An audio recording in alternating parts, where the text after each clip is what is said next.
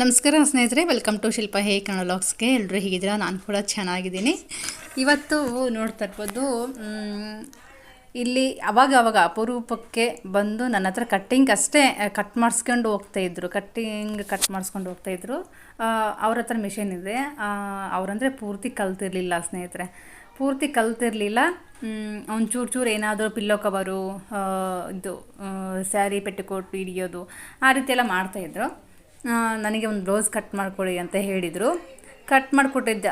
ಒಂದಿಷ್ಟು ಬ್ಲೌಸ್ಗಳನ್ನು ನಾನೇ ಕಟ್ ಮಾಡಿ ಕೊಟ್ಟಿದ್ದೆ. ಅವರು ಸ್ಟಿಚ್ ಮಾಡ್ಕೊತ ಇದ್ದರು. ನಾನು ಅಂದರೆ ಹೇಳ್ಕೊಡ್ತಿದ್ದೆ, ಇದು ಹಿಂಗೆ ಕಟ್ ಮಾಡಬೇಕು, ಇದು ಹಿಂಗೆ ಸ್ಟಿಚ್ ಮಾಡಬೇಕು ಅಂತ ಹೇಳ್ಕೊಟ್ಟಿದ್ದೆ ಒಂದು ಸಲ.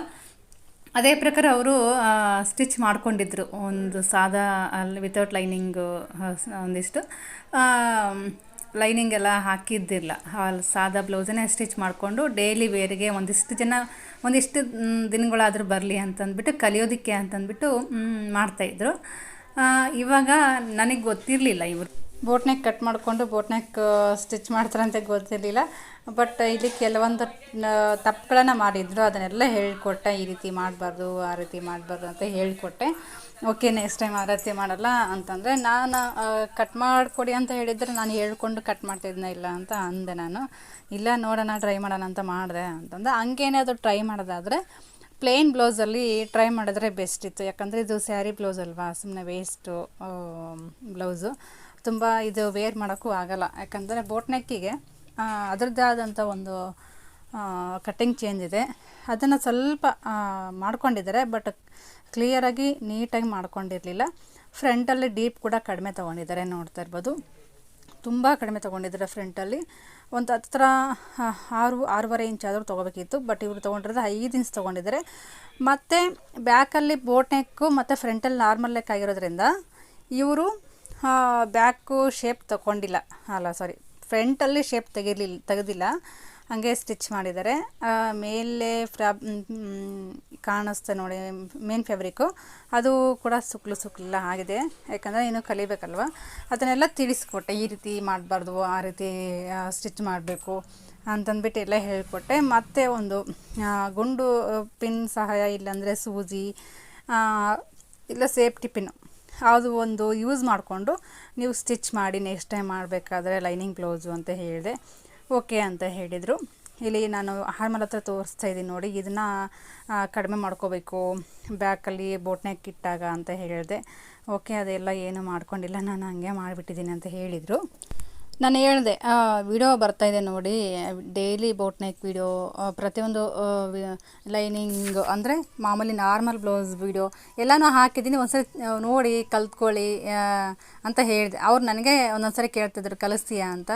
ನನಗೆ ಟೈಮೇ ಸಾಕಾಗ್ತಿಲ್ಲ, ಇನ್ನು ನಾನು ಎಲ್ಲಿ ನಿಜವಾಗ್ಲೂ ಕಲ್ಸೋಕ್ಕಾಗೋದಿಲ್ಲ ಅಂತ ಹೇಳಿದೆ. ಮನೆ ಕೆಲಸ ಮತ್ತು ನನ್ನ ಸ್ಟಿಚ್ಚಿಂಗು ಅದು ಇದು ಅಂತಂದ್ಬಿಟ್ಟು ಕಲ್ಸೋಕ್ಕಾಗಲ್ಲ ಅಂತ ಹೇಳಿದೆ. ಅವರು ಅದ್ರಾಗೂ ಬೇರೆ ಹೊರಗಡೆ ಎಲ್ಲ ಕೆಲಸ ಮಾಡೋದ್ರಿಂದ ಹಾಗಾಗಿ ಅವ್ರಿಗೆ ಕೂಡ ಟೈಮ್ ಸಿಗ್ತಾಯಿಲ್ಲ. ಟೈಮ್ ಸಿಕ್ಕಾಗ ಬಂದು ಕಲಿತಾ ಇದ್ದರೆ ಅಷ್ಟೊಂದು ಮೈಂಡಲ್ಲಿ ಹೋಗೋದಿಲ್ಲ. ಏನೆಲ್ಲ ಅಂದರೂ 1 ತಿಂಗಳಾದ್ರೂ ಅವ್ರು ಕಲೀಲೇಬೇಕಾಗತ್ತೆ. ಪ್ರತಿಯೊಂದೂ ಸ್ವಲ್ಪ ಒಂದು ಮಟ್ಟಿಗೆ ನಾರ್ಮಲ್ ಬ್ಲೌಸು ಹೊಲಿಬೇಕಪ್ಪ ಅಂತಂದರೆ ಪರ್ಫೆಕ್ಟಾಗಿ 1 ತಿಂಗಳಾದರೂ ಬೇಕು. ಅಂದರೆ ಕಲಿಯೋ ಆಸಕ್ತಿ ಇತ್ತಂದರೆ ಒಂದು 15 ದಿನದೊಳಗಡೆ ಪರ್ಫೆಕ್ಟಾಗಿ ಅಳತೆ ಬ್ಲೌಸ್ಗಳನ್ನು ಕಲಿಬೋದು. ಎಲ್ಲ ಮೆಜರ್ಮೆಂಟ್ ಅಂತಲೇ ಹೇಳ್ಬೋದು. ಆಲ್ರೆಡಿ ಸ್ವಲ್ಪ ಗೊತ್ತಿದೆ ಇವ್ರಿಗೆ, ಮಿಷನ್ನು ತುಳಿಯೋಕ್ಕೆ ಬರುತ್ತೆ. ಬಟ್ ಬ್ಲೌಸ್ ಯಾವ ರೀತಿ ಕಟ್ ಮಾಡೋದು, ಸ್ಟಿಚಿಂಗ್ ಮಾಡೋದು ಗೊತ್ತಿರಲಿಲ್ಲ. ಸ್ವಲ್ಪ ಮಟ್ಟಿಗೆ ಪರವಾಗಿಲ್ಲ, ಅವರು ವೇರ್ ಮಾಡ್ತಾಯಿದ್ರು. ನಾನು ಕಟ್ ಮಾಡಿ ಕೊಟ್ಟಿರುವಂಥ ಬ್ಲೌಸ್ಗಳನ್ನು ವೇರ್ ಮಾಡ್ತಾರೆ ಅವರು. ಸ್ಟಿಚಿಂಗು ಮಾಡಿಕೊಂಡು ವೇರ್ ಮಾಡ್ತಾರೆ. ತುಂಬ ಚೆನ್ನಾಗಿ ಬರುತ್ತೆ. ಯಾವುದೇ ಕಡೆ ಒಂದು ಸ್ವಲ್ಪ ಸುಕ್ಲು ಬರೋದು, ಒಪ್ಕೊಳ್ಳೋದು ಆ ರೀತಿ ಎಲ್ಲೂ ಆಗಿಲ್ಲ. ಯಾಕಂದರೆ ಕರೆಕ್ಟಾಗಿ ಕಟ್ ಮಾಡಿ ಕೊಟ್ಟಿರ್ತೀನಿ. ಆದರೆ ಅವರು ಸ್ಟಿಚ್ಚಿಂಗಲ್ಲೇ ಸ್ವಲ್ಪ ಹೆಡ್ಔಟ್ ಮಾಡ್ಕೊತಾರೆ. ಅಂದರೆ ಪೈಪಿಂಗ್ ಆಗಿರ್ಬೋದು, ಮೇಲ್ಗಡೆ ಹೊಲಿಗೆ ಕಾಣಿಸೋ ರೀತಿ ಸ್ಟಿಚ್ ಮಾಡೋದಾಗಿರ್ಬೋದು, ಆ ರೀತಿ ಕ್ರಾಸ್ ಪಟ್ಟಿನ ಮೇಲ್ಗಡೆ ಹಚ್ತಾರೆ. ಈ ರೀತಿ ಹಚ್ಚಬಾರ್ದು ಅಂತ ಹೇಳಿಕೊಟ್ಟೆ. ಇನ್ಸಿಬಲ್ ಕ್ರಾಸ್ ಪಟ್ಟಿನ ಹಚ್ಚಿದರೆ ತುಂಬ ಚೆನ್ನಾಗಿ ಕಾಣಿಸುತ್ತೆ ಅಂತ ಹೇಳಿದೆ. ಆಯಿತು, ಅದನ್ನು ಕೂಡ ಕಲಿತೀನಿ ಅಂತ ಹೇಳಿದರು. ಅದನ್ನು ಕೂಡ ತೋರಿಸ್ಕೊಟ್ಟೆ, ಈ ರೀತಿ ಹಚ್ಬೇಕು ನೋಡಂತ ಅದನ್ನು ಕೂಡ ತೋರಿಸ್ಕೊಟ್ಟಿದ್ದೀನಿ. ಬಟ್ ಅವ್ರಿಗಿನ್ನ ಮೈಂಡಲ್ಲಿ ಹೋಗಿಲ್ಲ ಅನಿಸುತ್ತೆ. ಇದನ್ನು ಕರೆಕ್ಟಾಗಿ ಮಾಡಿದ್ದಾರೆ.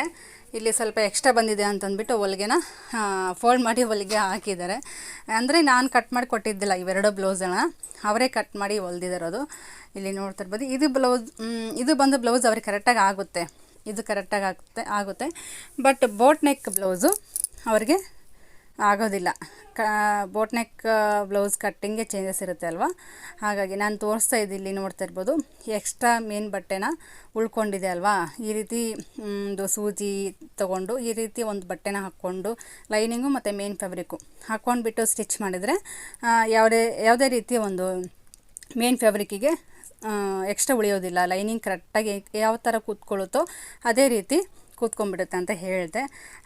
ಆಗಲಿ ಬಿಡು, ನೆಕ್ಸ್ಟ್ ಟೈಮಿಂದ ಮಾಡ್ತೀನಿ, ಕಲಿತಾ ಇದ್ದೇನಲ್ವಾ ಅಂತಂದು. ಆಯಿತು ಕಲಿ. ಏನಪ್ಪ ಅಂತಂದರೆ ಸ್ವಲ್ಪ ಇವಾಗ ಮಾಹಿತಿ ಗೊತ್ತಿದ್ರೆ ನಮಗೆ ಕಲಿಯೋದಕ್ಕೆ ಈಸಿ ಆಗುತ್ತೆ ಅಂತ ಹೇಳ್ತದೆ.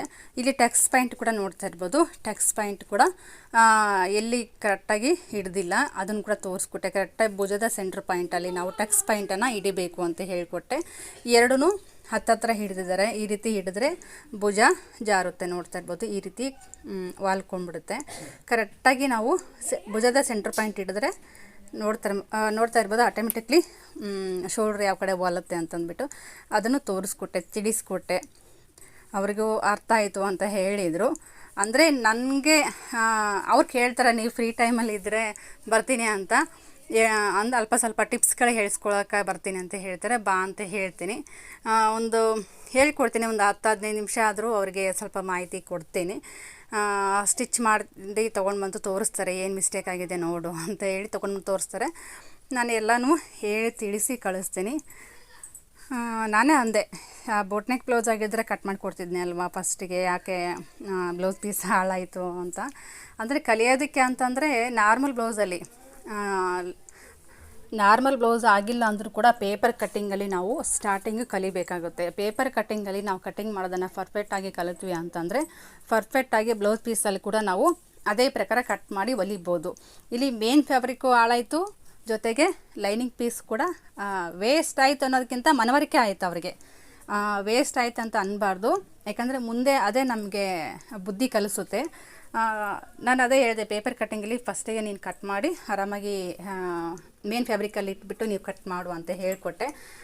ಆಯಿತು ಬಿಡು ಅಂತ ಹೇಳಿದರು. ನಾನು ಪ್ರತಿಯೊಂದನ್ನು ಅವ್ರಿಗೆ ಹೇಳಿಕೊಟ್ಟೆ. ಇಲ್ಲಿ ನೋಡ್ತಾ ಇರ್ಬೋದು, ಫ್ರಂಟಲ್ಲಿ ಕೂಡ ಅವ್ರಿಗೆ ಕರೆಕ್ಟಾಗಿ ತೆಗೆದಿಲ್ಲ ಶೇಪ್ ಆದರೂ ಕೂಡ. ಅಂದರೆ ಬ್ಯಾಕಲ್ಲಿ ಬೋಟ್ ನೆಕ್ ತೆಗೆದಿದ್ದಾರಲ್ವ, ಫ್ರಂಟಲ್ಲಿ ನಾರ್ಮಲ್ ನೆಕ್ಕಿಗೆ ಅವರು ಬಟ್ಟೆ ಎಕ್ಸ್ಟ್ರಾ ಫ್ರಂಟಲ್ಲಿ ಶೇಪ್ ತೆಗೆದಿಲ್ಲ. ಹಾಗಾಗಿ ಇದನ್ನು ಕೂಡ ತೋರಿಸ್ಕೊಟ್ಟೆ. ಎಲ್ಲನೂ ಪ್ರತಿಯೊಂದನ್ನು ತೋರಿಸ್ಕೊಟ್ಟೆ. ಓಕೆ ಸ್ನೇಹಿತರೆ, ಈ ರೀತಿ ನಾವು ಬಿಗಿನರ್ಸ್ ಆದಾಗ ಎಷ್ಟು ತಪ್ಪುಗಳನ್ನು ಮಾಡಿರ್ತೀವಿ, ತಪ್ಪುಗಳು ಮಾಡ್ತಾ ನಾವು ಕಲಿತಾ ಹೋಗ್ತೀವಿ. ಸಡನ್ನಾಗಿ ಯಾವುದೂ ಬರೋದಿಲ್ಲ ಅಂತ ಹೇಳೋಕ್ಕೆ ಇಷ್ಟಪಡ್ತೀನಿ. ನಾವು ಇವತ್ತು ಅಯ್ಯೋ ವೇಸ್ಟ್ ಆಯ್ತಲ್ಲ, ಅಯ್ಯೋ ಟೈಮ್ ವೇಸ್ಟು, ನಮಗೆ ಬರೋದೇ ಇಲ್ಲ ಅಂತ ಕೂತ್ಕೊಂಡ್ರೆ ಖಂಡಿತವಾಗ್ಲೂ ಏನು ಮಾಡೋಕ್ಕಾಗೋದಿಲ್ಲ. ಬರುತ್ತೆ, ಕಲಿತೀವಿ ಅಂತ ಅಂದರೆ ಮುಂದೆ ಹೋಗ್ತಾ ಚೆನ್ನಾಗೇ ಬಂದೇ ಬರುತ್ತೆ. ನಮಗೆ ಮನವರಿಕೆ ಆಗಬೇಕು. ಇವತ್ತು ಈ ತಪ್ಪು ಮಾಡಿದ್ನಲ್ವ, ನಾಳೆ ಈ ತಪ್ಪು ಮಾಡಬಾರ್ದು ಅನ್ನೋ ಒಂದು ಮನವರಿಕೆ ಇತ್ತು